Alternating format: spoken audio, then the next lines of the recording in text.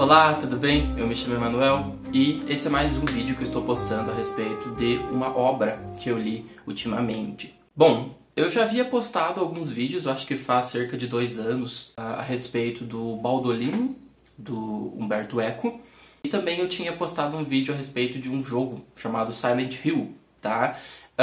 Bom, foram 2 vídeos bem notadamente artesanais, né? Então eu só posicionei ali meu celular e comecei a falar algumas coisas, algumas ideias sobre esse conteúdo.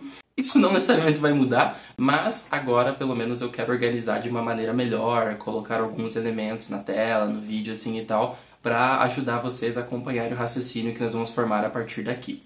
Então vejam, a novela, né, obra, texto, romance, assim como a gente poderia definir, que eu quero comentar hoje com vocês, se chama Memórias do Subsolo, ou Notas do Subsolo, tá? Tem esses 2 títulos, essas 2 variações possíveis, de Fyodor Dostoiévski, ok? Então, escritor russo, ali do século XIX, ele é muito reconhecido por obras que realmente marcaram a história da literatura. Acho que a gente pode elencar aqui o Crime e Castigo, certo? Que ele publica em 1866, não tão longe da publicação desse, tá? O Memórias do Subsolo, esse foi publicado em 1864. E também Os Irmãos Karamazov, ok? Eu acho que essa talvez seja a mais conhecida obra dele, né?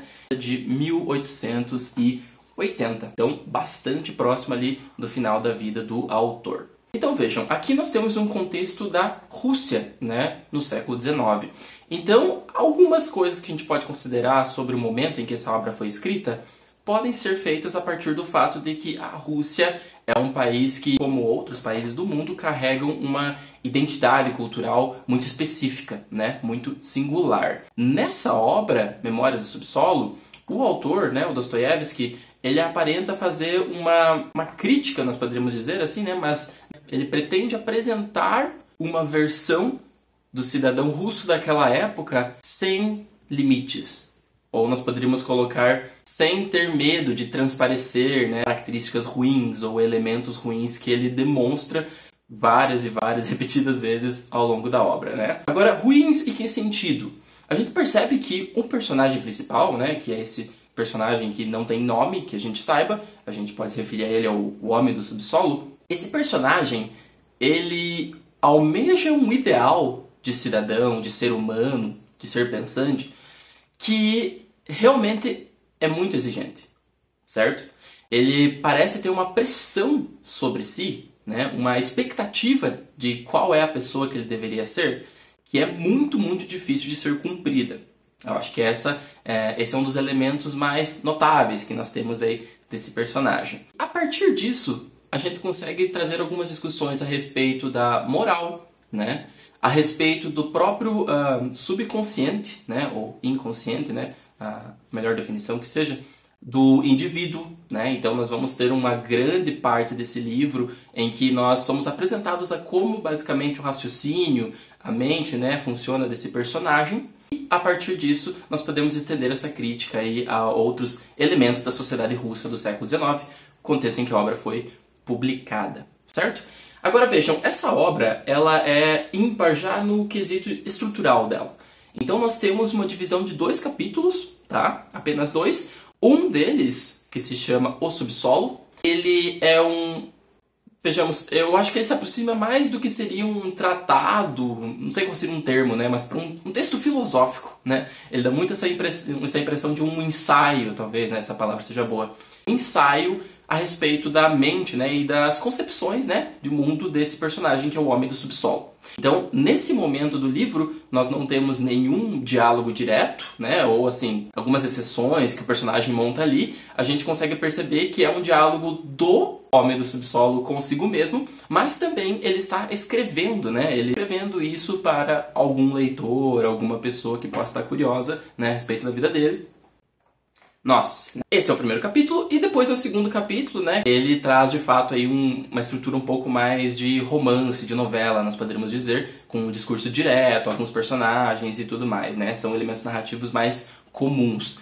E essa segunda parte do texto se chama A Propósito da Neve Molhada, tá? tá? Bom, com essa estrutura, né, que parece um tanto, eu digo ímpar, né, no sentido de que há basicamente uma mistura de gêneros aí, né? Na mesma obra você encontra um primeiro capítulo com um teor um pouco mais, poderíamos dizer, filosófico, né?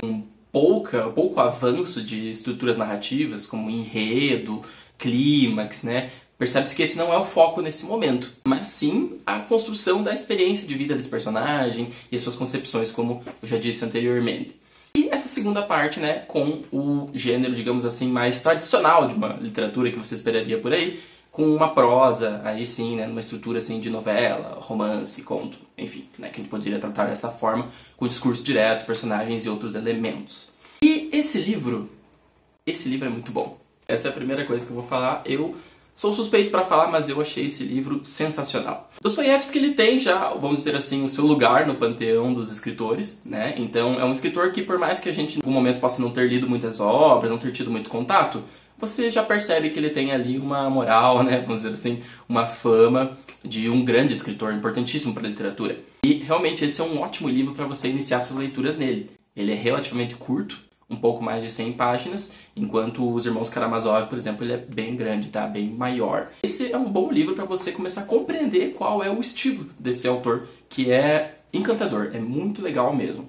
Bom, não sou eu que estou falando, eu vou trazer aqui, ó, como um argumento de autoridade, tá? Sobre como esse livro é bom, um depoimento de Friedrich Nietzsche, certo? O Nietzsche leu essa obra em algum momento da vida dele e ele trata nos seguintes termos, assim, né? A concepção dele sobre esse livro.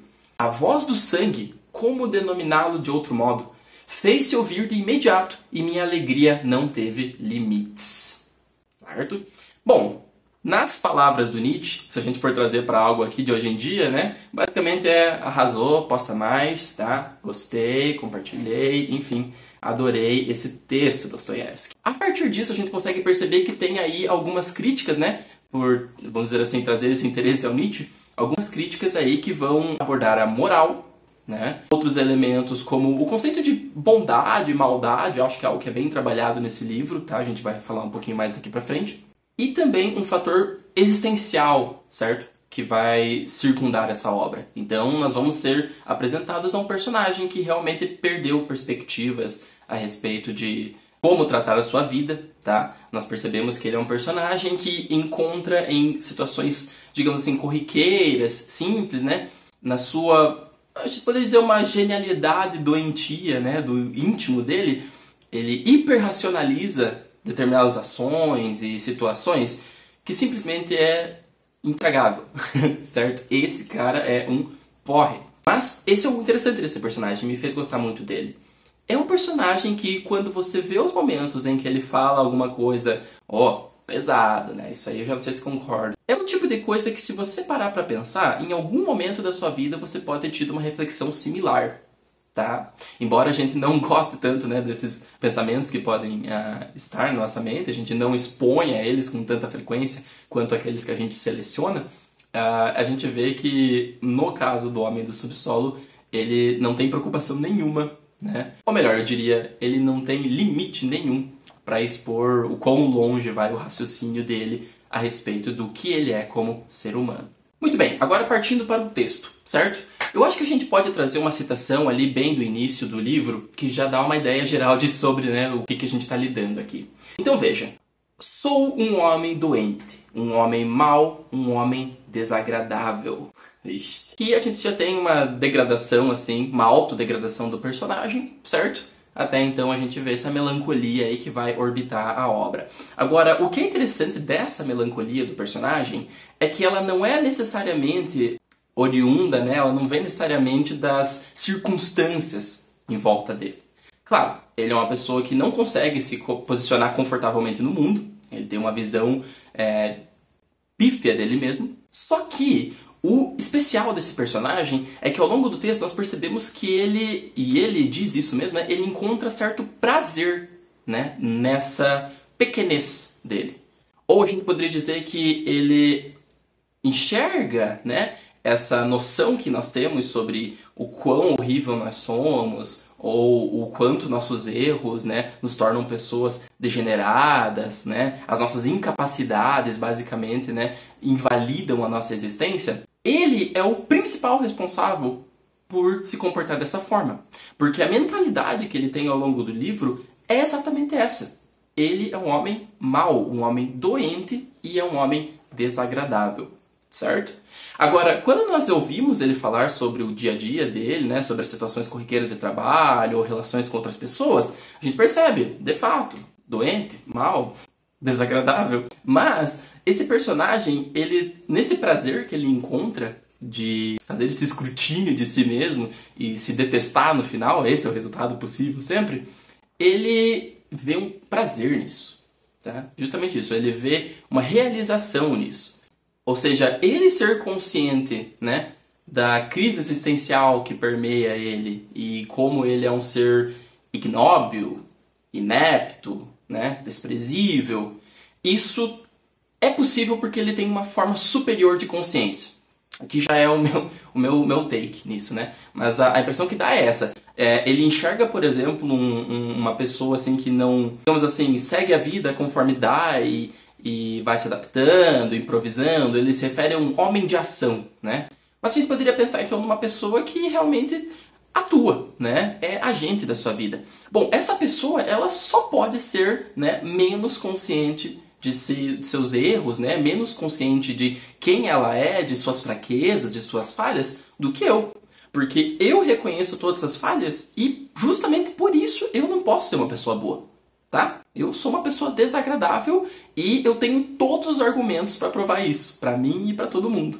Então, se eu vou lidar com alguém, não tem motivo para essa pessoa ser boa comigo ou ela querer, né, ter alguma relação positiva comigo. Porque nem eu quero ter uma relação positiva comigo mesmo, né? Embora nisso eu seja superior aos outros, porque eu tenho essa concepção, né? Eu sou um homem racional, ao limite, por assim dizer. Loucura, né? Mas vejam, é mais ou menos essa a ideia desse personagem aqui. Então eu quero trazer outra citação aqui para vocês olharem, ó. Acaso uma pessoa consciente pode respeitar a si mesma, por pouco que seja? Interessantíssimo, né? Então uma pessoa consciente, tá? Ela pode se respeitar. Ora, você é consciente de todas as suas fraquezas, de todos os seus erros, de todas as suas incapacidades. Como assim você se respeita?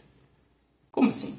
Ok, você respeitar uma pessoa que você só vê o lado positivo, o lado heróico dessa pessoa. Agora, respeitar uma pessoa pelos seus erros, uma pessoa que você conhece tão bem quanto você mesmo, isso não é possível, tá? Não para um ser de consciência como o homem do subsolo. Ou seja, as personagens que ele encontra ao longo do livro, que são, bom, estudantes da escola dele, alguns amigos. Ele não tem amigo nenhum, de fato, né? Mas ele se coloca em situações, né? Quando você lê o livro, isso fica muito nítido. Ele se coloca em situações que ele sabe que vão ser ruins para ele, porém, né, vindo dessa mentalidade que adora se autoflagelar, né?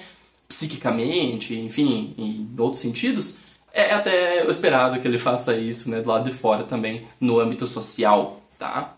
E vejam, eu acho que tem um último ponto que a gente pode tratar aqui que é muito interessante, que é como esse personagem, ele tem prazer em se machucar, tá? Eu acho que isso é algo muito relevante no contexto que a gente vive hoje também. E veja, eu gostaria que você fizesse um exercício comigo.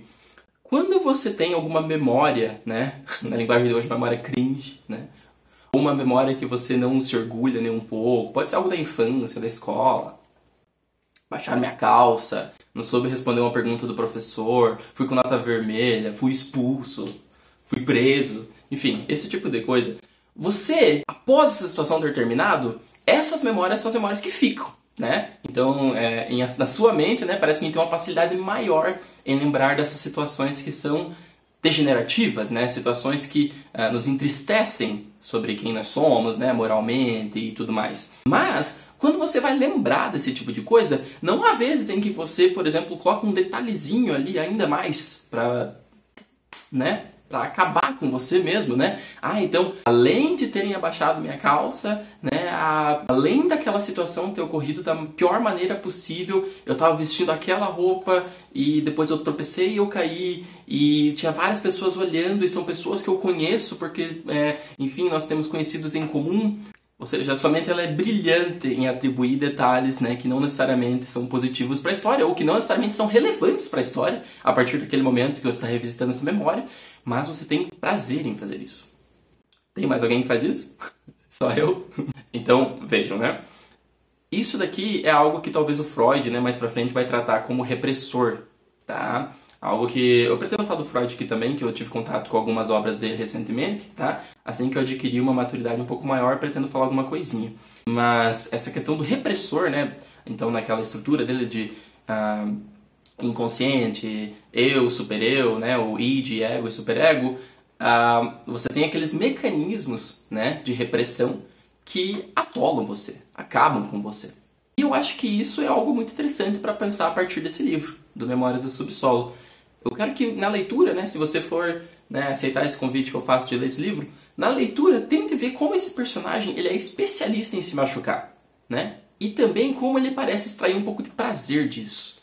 Muito interessante essa dinâmica, muito interessante mesmo.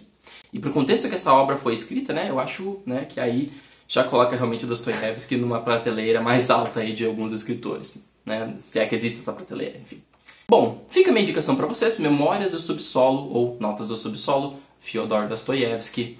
Acredito que vai ser uma leitura muito interessante, bastante elucidativa para você.